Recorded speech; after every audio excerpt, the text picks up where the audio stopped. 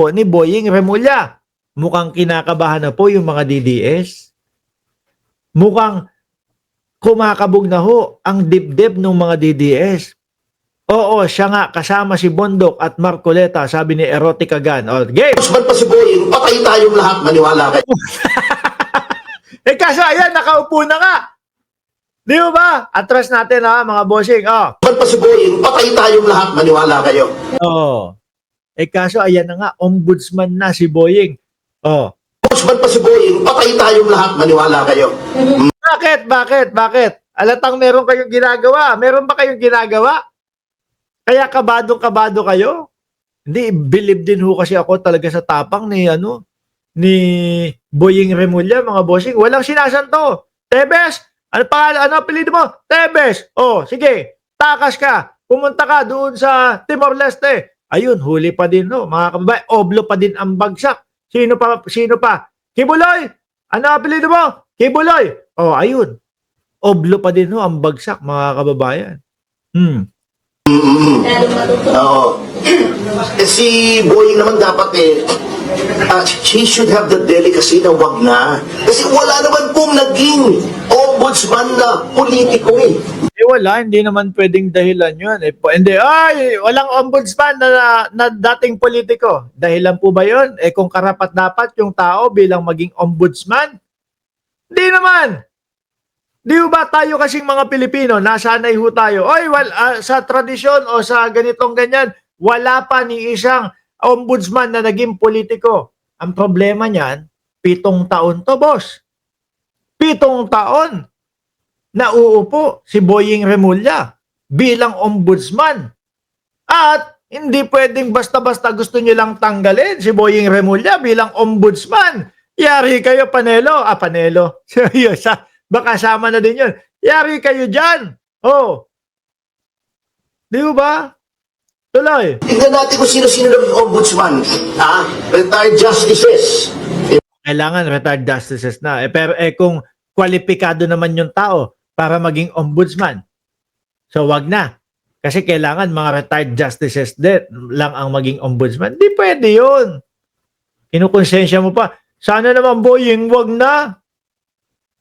Talagang may kabaho, mga kababayan. Di ba? Oh, tuloy natin. Diba? Merong isa na sinabi nila politically charged yung pagka-appoint si Merceditas Gutierrez. Ano nangyari? Di ba? Na-impeach. So he should also remember that while he has a 7-year term, he's also an impeachable officer. Pag nag-iba ang panahon, wag na. Kasi I think he deserves better for everything that he has done. At kasi nakita ko nga yung, sabi nga ng mga kaibigan kong doktor, looking at him, malapit na yung kanyang susunod na check-up. Kasi naman yung estilo nyo, yung ginalaw nyo, yung ginawa nyo, yung galawan nyo, halatang halata naman. Sabi ni Rob, mapalad sa'yo o iyak daw, pandak. Sabi ni Ma'am Delia Rosario, kabado ka, iyak ka na lang, Topacio. Maganda ngayon ang nangyayari sa PBBM administration. Alam nyo, totoo. No? Bakit? Yang pagiging ombudsman ni Boying Remulla, pwedeng pwedeng magtanggal ng mga opisyalis yan. Pwedeng magkaso ng mga opisyalis yan o ng mga inihalal ng bayan. Mga bossing. Ano po? Mamaya, inaano ko lang, kukunin ko lang, ipapakita ko sa inyo kung ano yung kaya at pwedeng gawin ng isang ombudsman doon sa mga halal na opisyal, mga bossing, na gumagawa ng katarantaduhan at nagnanakaw sa pondo ng bayan natin. No? Kaya talagang eto naman mga boss chipamo sir, yung linyahan ng mga DDS, kabadong-kabado mga bossing. Naku, wag ka nang umasa, babalik pa Duterte sa pwesto. Totoo yung malabo. Si Duterte, yun ang pinakamalabo. Matanda na yun eh. It's either hukay na lang yung pupuntahan nun or kulong, preso ng habang buhay. Wag kayong magalit sa akin pag sinabi kong hukay. Miski ako, ganyan.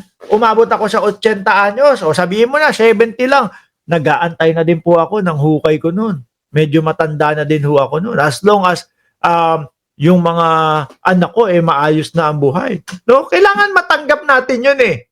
No, yung iba, yung mga DDS, oh, si Mark Ramos sinasabi pinapanalangin na mamamatay na. Hindi ko pinapanalangin mamamatay na ang dating pangulo. Ano po? Nandun lang tayo sa real talkan lang ho. Real talk, 'di ba? Matanda na yung pangulo o dating pangulo. Saan pa tingin yung pupuntahan yan? Kung hindi doon sa hukay or doon sa oblo lang talaga. Di po ba? Maano kasi. Malalambot itong mga DDS. Tuloy mo, Tapasyo. Pati talagaan na lang niya yung kanyang kalusugan. Thank you.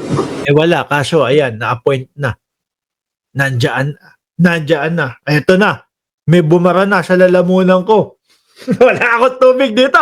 Bahala na. O sige, tuloy lang. No? Wala tayong tubig pero tuloy-tuloy lang ho natin. Mamaya ho, ipapakita ko sa inyo kung ano yung mga posible na gawin ni Boying Remulla o ng isang ombudsman doon sa mga halal ho, mga kababayan. No? Nasaan na ba? Andiyan na ba? Siguro ine-edit pa ni Uncle. Mamaya, balikan ho natin yan. Bakit hindi ako takot kay Boying Remulla? Kasi nga, wala naman akong ginagawa na labag sa batas at walang ninanakaw sa gobyerno. Sabi ni Jeronimo Katindoy, una pa ho yun.